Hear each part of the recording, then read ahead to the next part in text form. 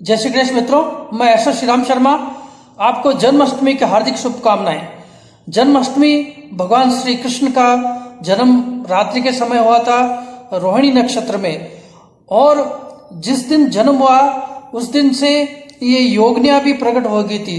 64 योगनियों के नाम आपको मैं बताने जा रहा हूँ। दिव्य योगनी, महायोगनी, सिद्ध योगनी, जिनेश्वर योगनी, प्रेताक्ष योगनी, डाकिनी योगनी, काली योगनी, काल रात्रि योगनी, निशाचर योगनी, हुंकार योगनी, सिद्ध वेताली योगनी, काल रात्रि योगनी, भूत डामरी योगनी, उदर केशी योगनी, महाकाली योगनी, रक्तांग योगनी, नरभोजनी योगनी, प्रेतकारी योगनी, वीरभद्राक्ष योगनी, गुमराती योगनी, कालमप्रिया योगनी, राक्षस योगनी, घोर रक्ताक्ष योगनी, विरूपाक्ष योगनी, भयंकरी योगनी, कुमारी योगनी, चंडी योगनी, वाराही योगनी, मुंडधारणी योगनी, भैरवी योगनी, वज्रनी योगनी, क्रोधी योगनी, द्रुमुखी योगनी, प्रेतवाहिनी योगनी, कंडकी योगनी, मालिनी योगनी, मंत्र योगनी, कालाग्नि योगनी, मोहिनी योगनी, चक्री योगनी, कंकाली योगनी, मुनेश्वर योगनी, तालुका योगनी, कुंडला योगनी, लक्ष्मी योगनी,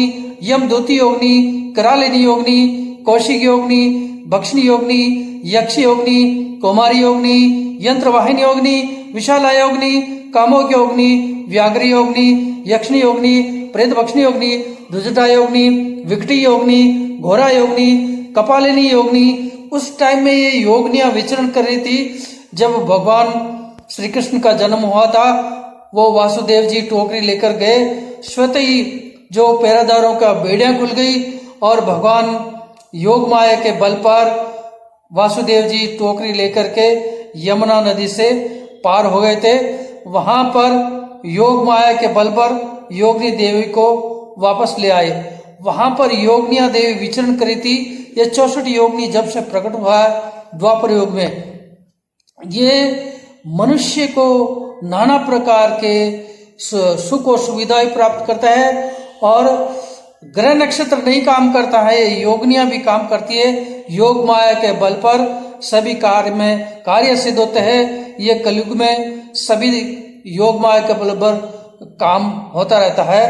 इंसान के हाथ में कुछ नहीं है, सभी योग माया भी अपना काम सिद्ध करती है। इसको हमें भजना चाहिए। अभी तक आपने सुना नहीं होगा, भगवान श्री कृष्ण के टाइम में ये योग माया प्रकट हो गई थी। मैं ऐश्वर्य श्री राम शर्मा अब आपको बताने जा रहा हूं भगवान श्री कृष्ण का 16 अवतार। 16 कला अवतारों में भगवान कृष्ण का अवतार 16 का अवतार हुआ था। उसमें बहुत बड़ी ताकत रहती थी माखन और मिश्री। माखन और मिश्री का भगवान श्री कृष्ण को भोग लगता है, उनको बहुत प्रिय था।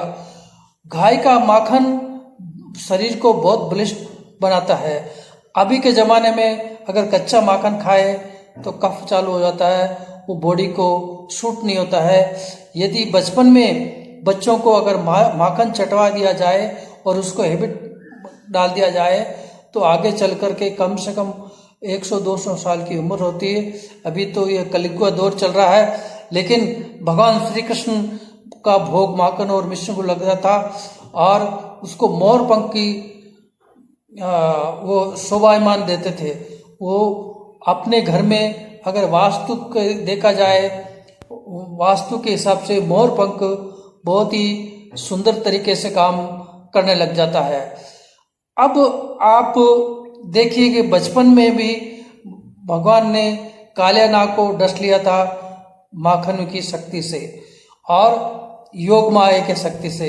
योग माया भगवान कृष्ण के साथ साथ चलती थी, और कई मल्ल युद्ध में उन्होंने जीता था और कंस को मारा था, और कौरव और पांडवों का भी युद्ध हुआ, उसमें भी साक्ष्य बने।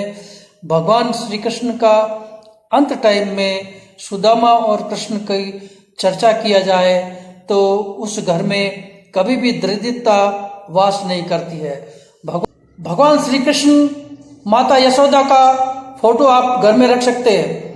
भगवान श्री कृष्ण ने माता यशोदा को 14 भवन का दर्शन कराया था, और विश्व दर्शन उन्होंने दिया था। 9 ग्रह तथा सूर्य, चंद्रमा और पृथ्वी में किस तरह से हाहाकार होता है, किस तरह से नहीं होता है, ये दिव्य दर्शन भगवान श्री कृष्ण ने माता यशोदा को मुखमंडल पर बताया था।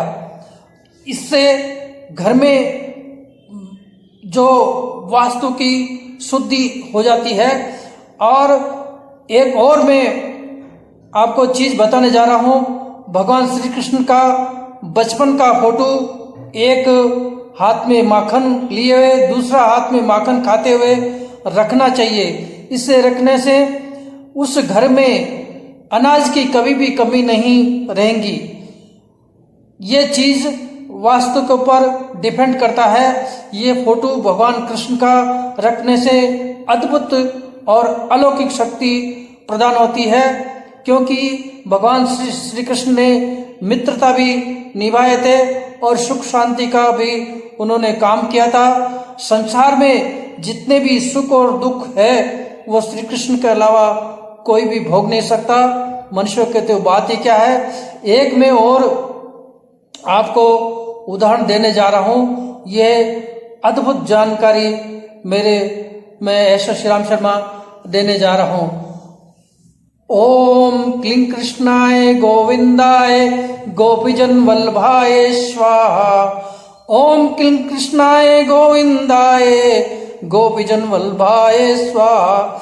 इसका हमेशा आप ध्यान कीजिए। ये ध्यान करने से अद्भुत शक्ति प्राप्त होती है, बॉडी को एनर्जी मिलता है। भाई तथा सभी भाई बंधु मित्र ये प्रेम करने लगते हैं। इसको आप हमेशा ध्यान करना चाहिए, मनन करना चाहिए, मंत्र के द्वारा अपनाना चाहिए। अजा सहेली तारिपु ता जननी भरतार, ताके सुत को भजिए बारंबार। अजा सहेली तारिपु ता जननी भरतार, ताके सुत को भजिए बारंबार। भगवान कृष्ण को हमेशा ध्यान करना चाहिए। ये अपने बाल रूप में भी बेटे के समान है तथा मित्रता के लिए भाई बंधु के समान कंधे से कंधे मिलाकर सपोर्ट करता है। हर दिन और रात उसको भजना चाहिए। भगवान श्री कृष्ण को याद करने से आप अलौकिक शक्तियों से बराबर पाने लग जाएंगे। ये जब जो मनुष्य संकट में आया है उसको दोस्त के हिसाब से उसको याद कीजिए, तुरंत आपको सपोर्टिंग मिल जाएंगी। बेटा अगर कुछ पढ़ाई वगैरह नहीं करा है, भगवान कृष्ण को बेटे के रूप में याद कीजिए। बेटा जो आपको काम पर लग जाएगा। धन दौलत कारोबार नहीं चल रहा है, भगवान कृष्ण को सलाहकार के रूप में मान लीजिए, उससे सलाह लीजिए। ये बोलकर आपका कारोबार बढ़ने लग जाएगा। भगवान कृष्ण मुक्ति देने वाला है, आरोग्य प्रदान करने वाला है। ओम क्लीं कृष्णाय नमः।